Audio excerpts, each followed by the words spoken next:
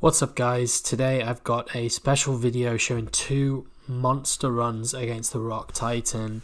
I feel like everyone always wants to see the best runs and what the best damage is, and fortunately for me I had two when I was recording, two with really consistent teams against the Rocktitan and two must-haves for this raid in general really. So I'm going to jump into the footage. However, if you like the video, please leave a like and subscribe. Leave a comment down in the comment section below. I'm always keen to hear from you. So anyway, let's jump into the footage. Okay, so this first team is your Sensic Hercules with Jack. Now, if you saw my previous rock video, this is a team I recommend. It's an amazing team. It's the best against the Titan, and Jack is or the most consistent against this Titan, and Jack is the most important character here. Now I'm just going to pause it. Unfortunately Herc starts Herc first here because I really wanted Daisy to start and give him offense up, but the aim here is you're going to get Jack to land fear on one of the heads. Now if you have fear landed, you will be able to land critical hits on that head. So then you got to basically aim all your attacks on one side. So that's what I'm going to do. Hopefully land the fear with Jack and then go to town on this head. The spells I take in are Sugar Rush and Hammer. Previously I've had a run where Daisy died in the opening move because of how you've positioned Hercules and Donald. If Daisy is behind, she's going to get that kind of splash damage, and if there's no taunt, if they take away protects and Daisy's left by herself, then you're going to need to revive her because they can kill her, as I found out previously. So taking Hammer and then Sugar Rush is really just to maximize damage and add haste to your characters.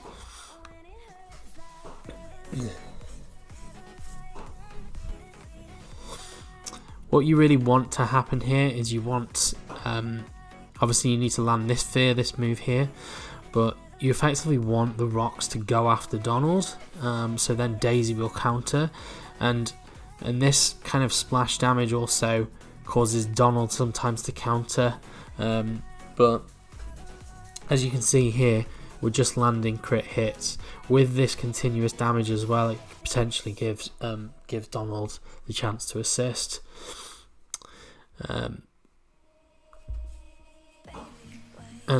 we're getting huge damage out already. This move is what I really like to put back on Donald because it's basically a taunt. It keeps the taunt on Donald, it keeps him counter-attacking, it keeps Daisy counter-attacking as well. Because they love to just protect each other.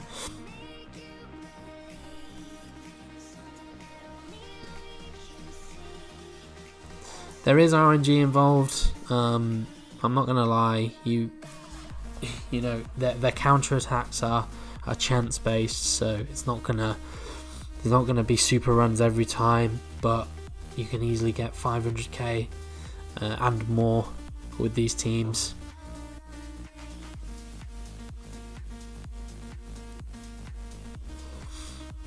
You also really want Herc to get to empowered. This is quite lucky as well. Just stop that very quickly. Sometimes Mickey, when he calls to the assist, it will call on one on the head you don't want. Obviously they all landed on that side, which meant the damage was huge. Jack's basic will also extend these debuffs.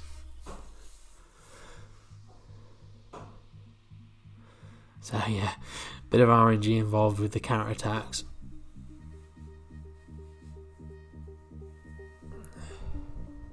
Finally got Herc to empowered, trying to decide whether I wanted Daisy back, and I think I do hammer her, just because if she's going to get hit again, Donald's going to protect her.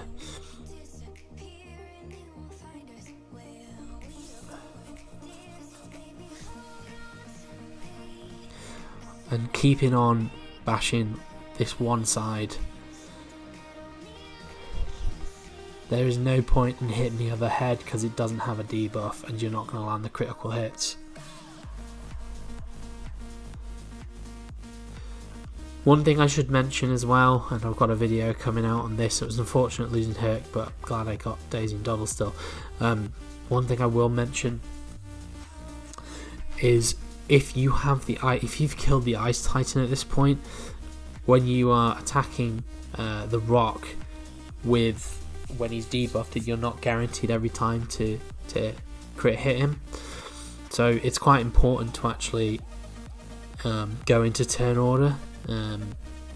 To have the right turn order with the Titans here, and as I said, I will do a video on this. So got them to empowered, which is great. Now I just need to get as much damage as I can possibly.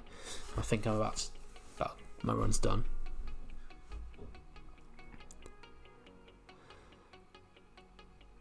There you have it, 730. Pretty good damage. I'll say this is kind of a consistent team. I've seen anywhere ranging from 500k to 800k with this team. So yeah, I was pleased with this, and this is T4 as well, guys. So right, moving on to the next team. Okay, so this next team is your pretty standard Machine Gun Hades team. Now, I think I used this video in my last rock video as well, but this was just an absolutely monstrous run, really, and you'll see why. I'll just pause it very quickly and explain the lineup. Okay, so just pausing it very quickly. So you've got Ursula here, you've got Hades, you've got Oogie to potentially land slows. Very unlikely, and Fear. You've got Pain and Panic and Frollo to basically call Hades to assist, and you're going to be wanting to shadow Pain and Panic. You can also shadow Frollo actually, because Frollo's a decent option as well. Though he doesn't have a basic attack, he can, if Hades dies, he can call in Ursula. It's just when you're shadowing Pain and Panic will actually have his own attack as well, so you're getting a bit more damage through Pain and Panic. But there's a lot of RNG involved in this run, and if you think about the start doesn't look that amazing. They never do. You have no way to land the debuffs with this team, like guaranteed. So you're just kind of hoping. You gotta hope that that an eel dies and Hades gets to empowered. Yeah, first thing you want to do is bring out the archers with Frollo. This move here puts Tenacity down, never going to land, and this applies continuous damage. But the important thing I'll show you here is the positioning.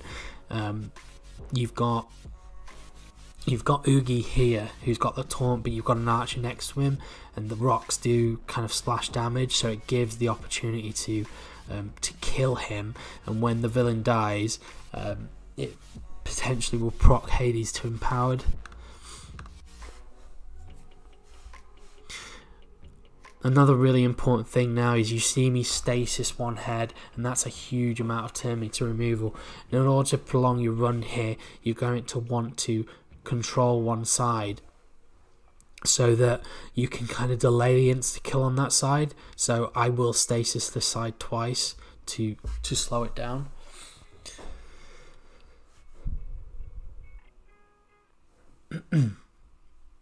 But pretty normal run, doesn't look that great at the minute. I think I might have used this ability just to try and land silence, but it doesn't land. You know, I'm just trying to get a debuff on the board.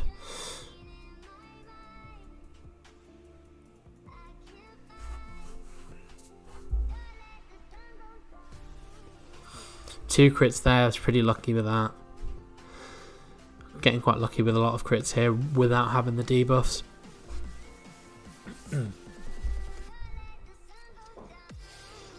Now you pretty much just hoping and praying one of these is going to die really at this point.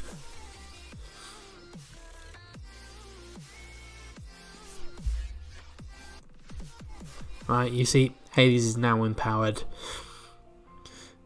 and he's got, oh, I don't think you can see it, he's got, well, it's the crit chance buff that he doesn't need, but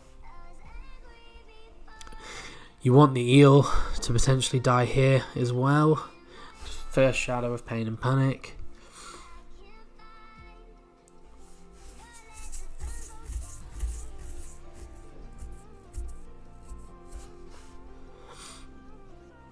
As I say, a lot of RNG.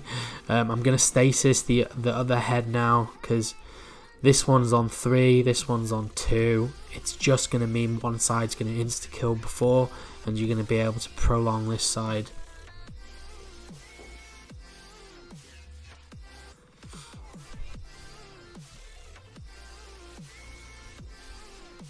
Okay, this is so important now, and I think I've noticed that this happens a lot, is when Ursula goes empowered, she lands blind.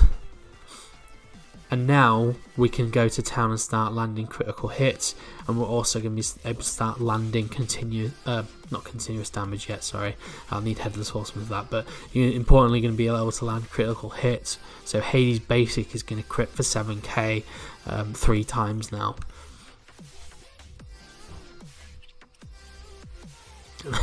Now that is also really important. He had 3 stacks on him. This is why you have to use that first special as well. So he's going to counter loads. The Rock Bash has made Pain and Panic activate. We are Worthless Worms, which has given him the crit power buff, a crit power up buff, which means he's now critting for 12k. So this is where it all just starts going nuts.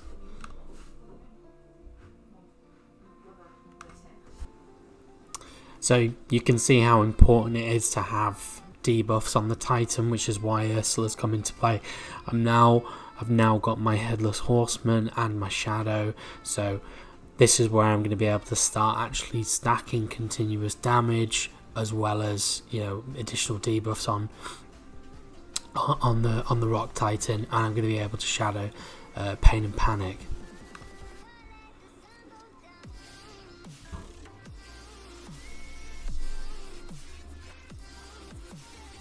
So starting to track continuous damage on both heads.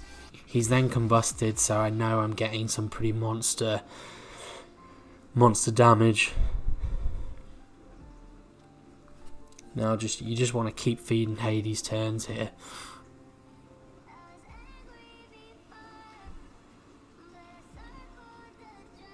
Fear is so important. It's such a good raid mechanic.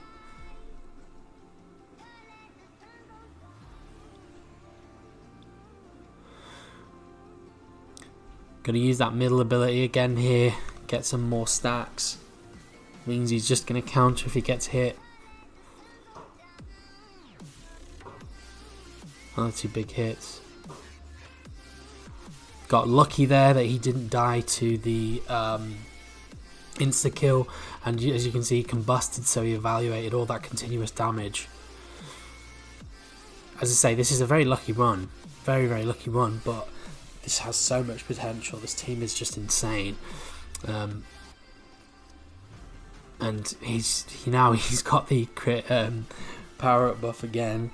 We've hit empowered, and that's going to be the run over now. But yeah, pretty nuts, pretty insane run. 922. So this is super optimal. You know, with the series of events that happened, which is really hard to do when you line up in. It's really hard to do. It's really hard to line up in T4 raids.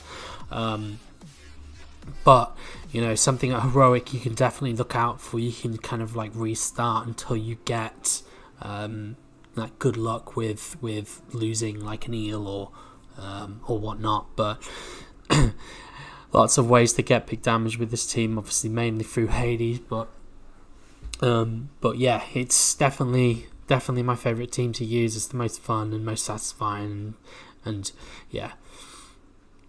hope you enjoyed the video there. If you did, please leave a like and subscribe, and comment your thoughts on it, and I will see you in the next one.